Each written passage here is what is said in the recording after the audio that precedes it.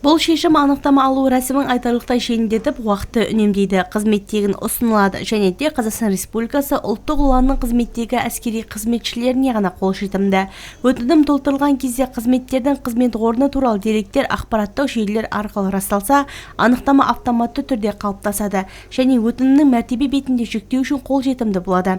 Қызметті пайдалану үшін пайдаланушы egov.kz порталында авторизациядан өтіп, азаматтарға әскери есеп және қауіпсіздік әскери қызмет бөлімін таңдау керек. Қазақстан Республикасы ұлттық ұланның жұмыс орнынан анықтама қызметін таңдап, онлайн сұрау батырмасын басу қажет.